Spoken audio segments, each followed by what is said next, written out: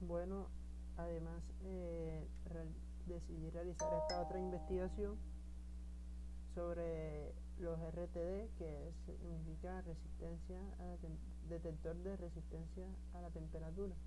Son unos tipos de termistores que se basan en la variación de la resistencia eléctrica a ciertos materiales en función de temperatura. Estos sensores de temperatura son ampliamente utilizados en diversos campos, desde la investigación científica hasta ciertos productos de uso familiar. Bueno, la definición. Bueno, primero, el principio de funcionamiento. Los RTD se basan en la variación de la resistencia eléctrica de un material, generalmente un material como el platino o el níquel, en función a su temperatura. A medida de que la temperatura varía, la resistencia del material también se modifica de manera proporcional. Bueno, los materiales comunes. Los RTDs más comunes son de uso de platino, que en sus siglas se puede identificar como PT, que obviamente es platino 100, o también se utiliza el níquel. El níquel en sus siglas científicas es Ni 100 como elemento sensible, ya que estos materiales presentan una relación lineal entre la temperatura y la resistencia, la precisión y estabilidad. Los RTD se destacan por su alta precisión y estabilidad a lo largo del tiempo, lo que los convierte en una opción confiable para la medición de la temperatura. Bueno, las aplicaciones comunes. Estos sensores se utilizan en una amplia variedad de aplicaciones, como el control de procesos industriales, la monitorización de las temperaturas en equipos electrónicos y la medición de la temperatura ambiente en sistemas de calefacción, ventilación y aires acondicionados.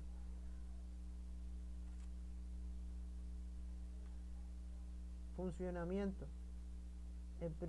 Su principal funcionamiento es el principio físico.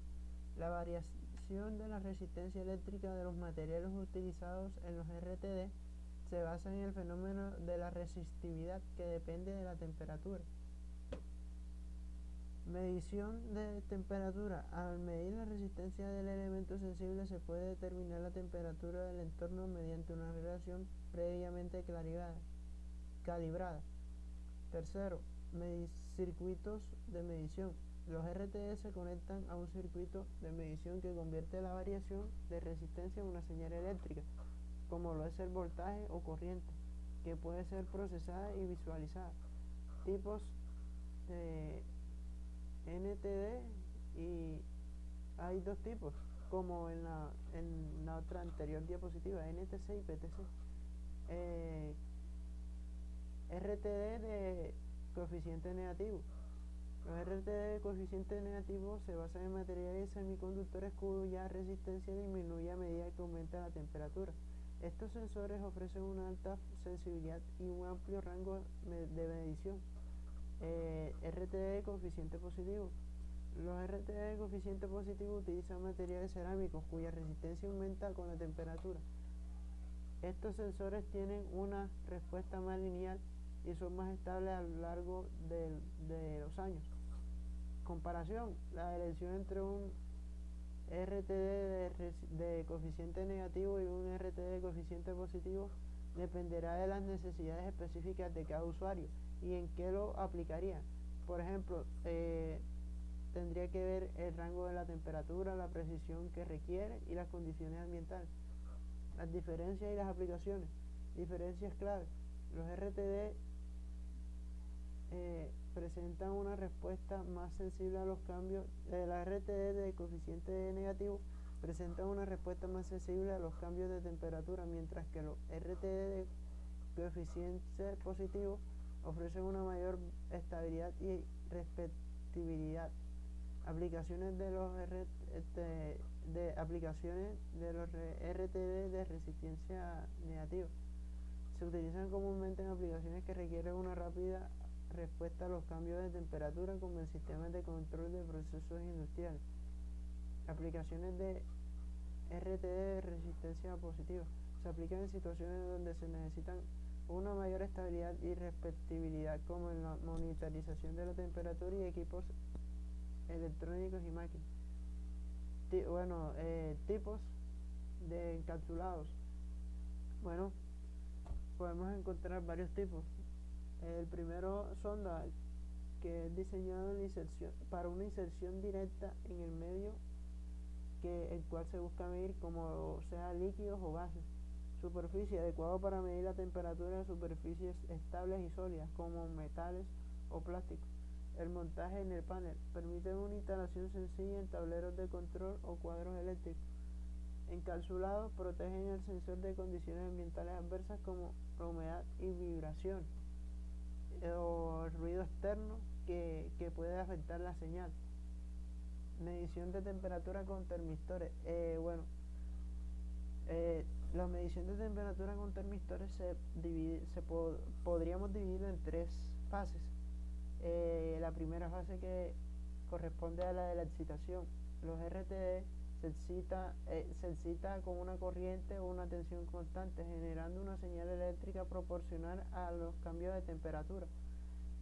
Segundo, el acondicionamiento. La señal se acondiciona y se procesa mediante un circuito electrónico, convirtiendo la variación de la resistencia en una medida de temperatura. Y la última, que es la fase más correspondiente, que es la visualización. La temperatura medida se muestra en un dispositivo de visualización como una pantalla o un sistema de control. Ventajas y desventajas de los RTD. La principal ventaja es su alta precisión, como se hablaba anteriormente en la anterior diapositiva, la estabilidad y a largo plazo, amplio rango de medición y una buena reproducibilidad. Las desventajas, la mayor desventaja y complejidad y es el costo en comparación con otros sensores de temperatura, como los termopares o termistores.